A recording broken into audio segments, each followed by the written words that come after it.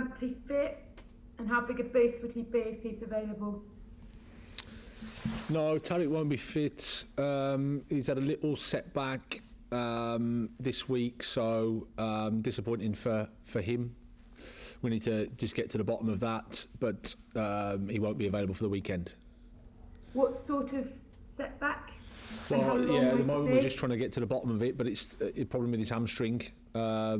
So we, he's seen a specialist. We need to just find out really, but at the moment all we know is that he's not available for the weekend. Same as Adam Webster, same as Solly March. Aaron Connolly had a slight problem today, just a spasm in his back. So we need to see how he is tomorrow.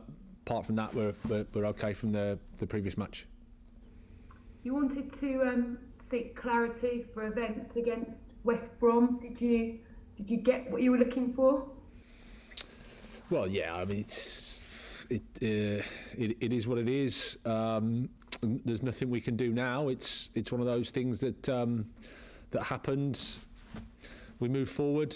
Just try and get on with the next match. It's part of football. It's an unfortunate one because it didn't probably look the best as it was folding out. But we can't do anything about it now. We move on. You've obviously had two very frustrating games, haven't you? So how can you use that ahead of the Leicester game?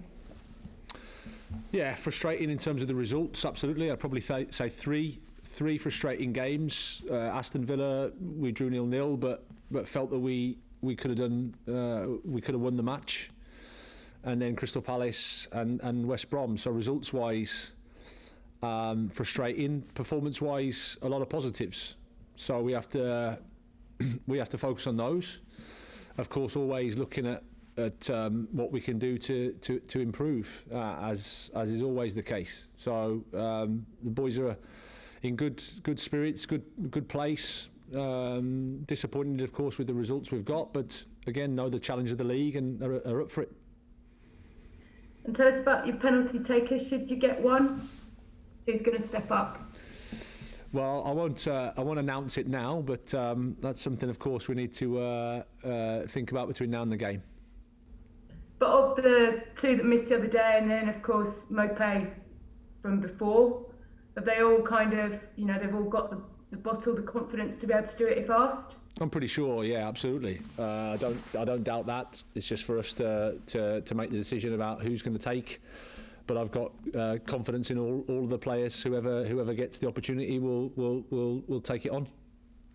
When you look at your fixtures, obviously Leicester, Southampton, Newcastle, it's kind of a key couple of weeks for you, isn't it? You could almost end this conversation about relegation, can't you, with these next three games? Well, I think all you can do in this job is focus on the next match, and the next match is Leicester, team pushing for a Champions League spots. So we have to be ready for that challenge. That's what we're doing.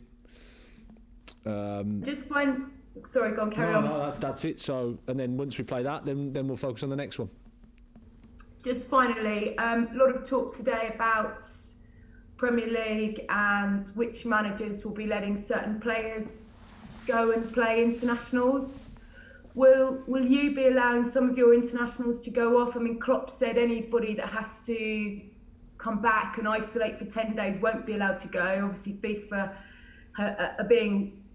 are handing the decision to Premier League clubs. You've got sort of Percy Tau in the South African squad. You've got a couple of guys that might be called up for Colombian squad, Ecuador. What's your decision-making process around this? Will you let internationals go if they have to then isolate for 10 days? I think we're going to speak about it over the next few days, upcoming week. Maybe a bit more clarity from FIFA or whoever else can give us that information. But we'll take the decision of the club, what's right for the player and for us, I guess, and what we can do.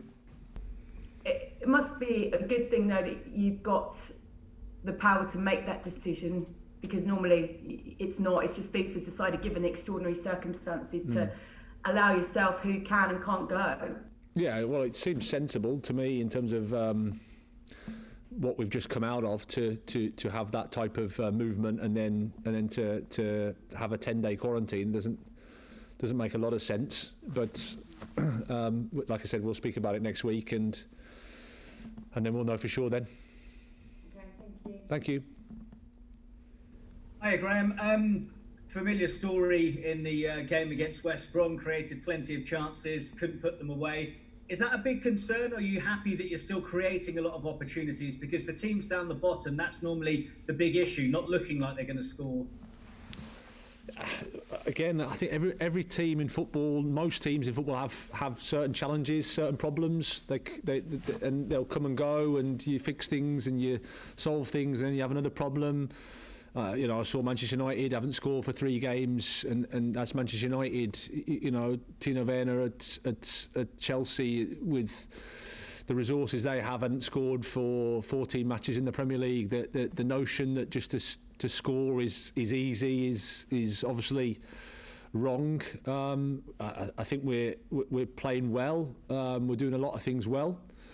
We need to carry on that and try to improve, because football is so good at maybe not getting the rewards. You just have to keep working. That's how it is. You can't feel sorry for yourself. Try to get better and focus on the positives. Understand the challenge that you face. I saw after the game you said that you just need to stay calm at the moment. I guess there's no sense of any panic at the moment, given the position in the table and recent results. Well, I don't think it's panic. It's just the fact that we have to understand that if you have a couple of bad results, then it's frustrating. It doesn't. It surely impacts your position in the table, but at the same time, we need to understand there's a lot of points to play for. We're doing a lot. We're doing a lot well. We have to keep that going, and at the same time, always understand the challenge of this league, because everyone's capable of getting results. That's how it is.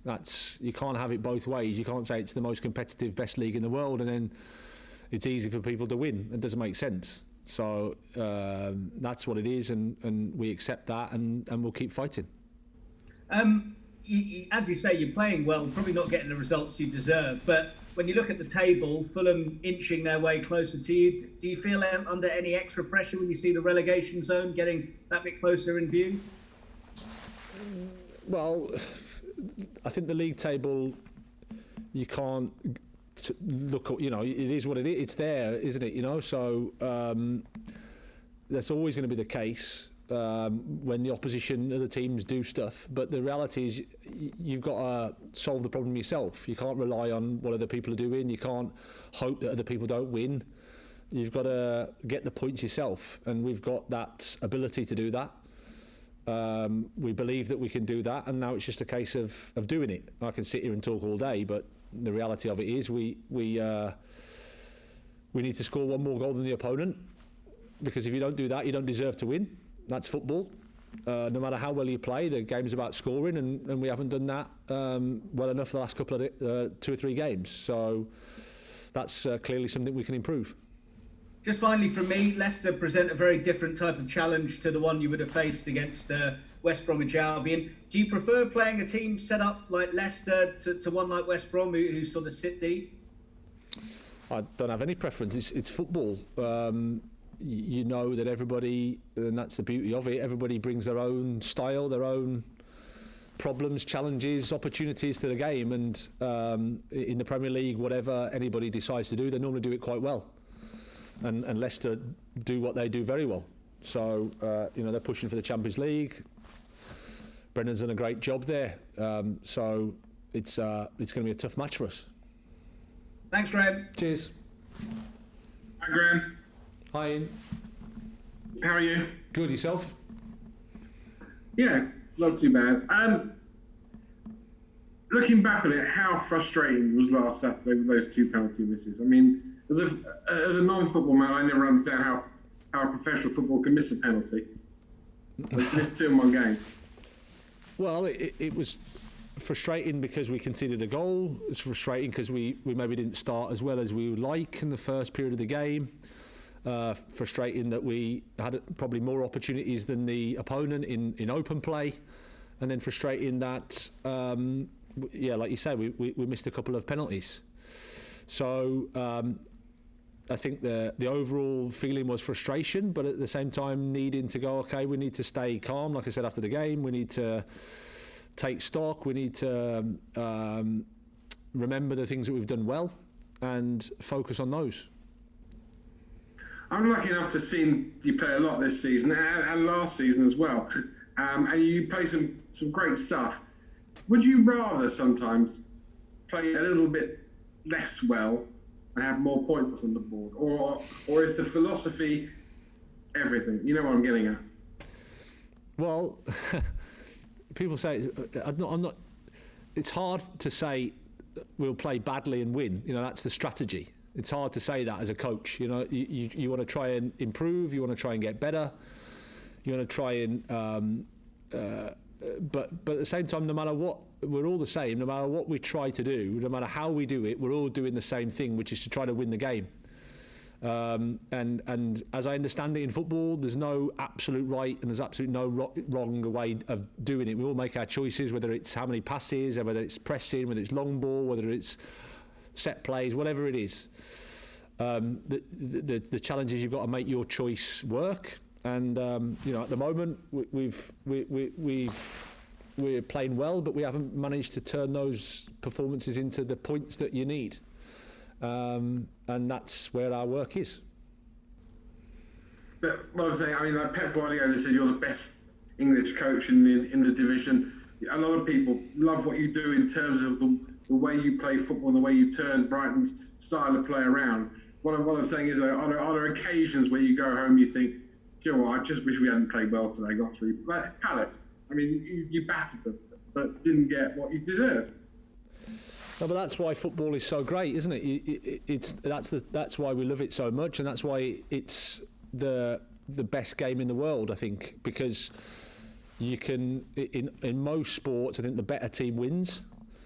But in football, often the better team doesn't win, and you get that sometimes. You also know that the fundamentals of the game are, regardless of what it looks like, the fundamentals are you have to score one more goal than the opponent, and we haven't done that well enough the last 3 matches.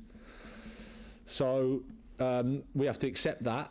But I don't think you can sit there and say, well, if you just do this, then our results are going to improve. I don't think it's as simple as that. So we have to just try our way, and we have to work with the players and do something that we believe in, and keep working. Just a couple more. Firstly, on Leicester, Jamie Vardy, is it, if you stop him, is it too simplistic to say if you stop him, you stop Leicester? I would say so, yeah, it is too simplistic to say that, because they've got, you know, fantastic players, although of course Jamie is a Premier League legend of a striker, so I think that's fair to say. But I think the way Leicester play, it's a team effort. There's a team function. They've got players that can score from all over the pitch, so yeah, we know that it's not just a one-man show, that's for sure. And last one, the international break this month, you've already been asked about it. Would you prefer it if the decision was taken out of your hands? Would you prefer it if the FA or UEFA or whoever, they cancel the fixtures, or somebody made the decision rather than individual clubs having now to make this decision about when their players go off? Yeah, I think instinctively I would say probably that makes sense because of where we've come from and the situation we're just coming out of, and things around quarantine. I think it sounds like at a level that should be made above the clubs, but if that's not the case, then I guess the clubs have to make the decision, and like I said, we'll try and do that over the next few days and make the right decisions. Top man. Good luck, Graham. Good to see you again. Cheers, and you. Thank you.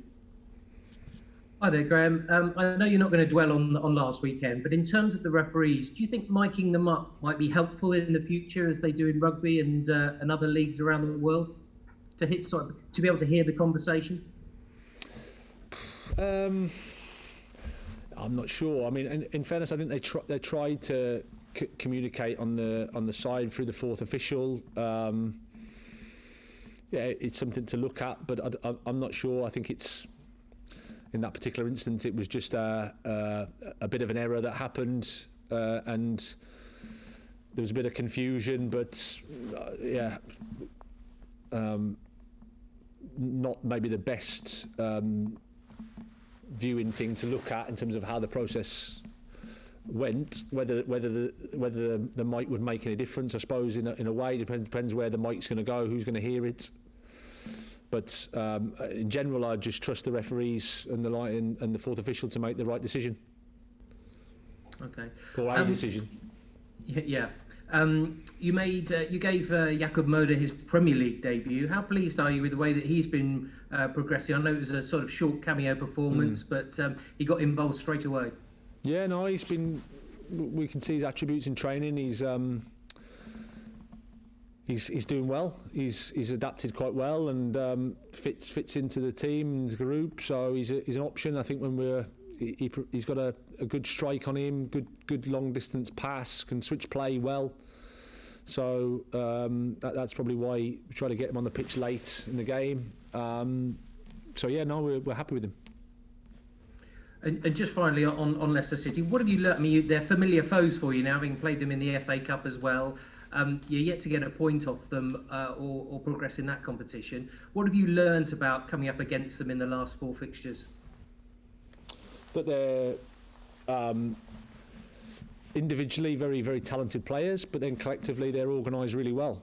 Brendan, as I've said, has done a fantastic job there, and they can build their attacks, they can play on the counter-attack, they can defend deep, they can press you high.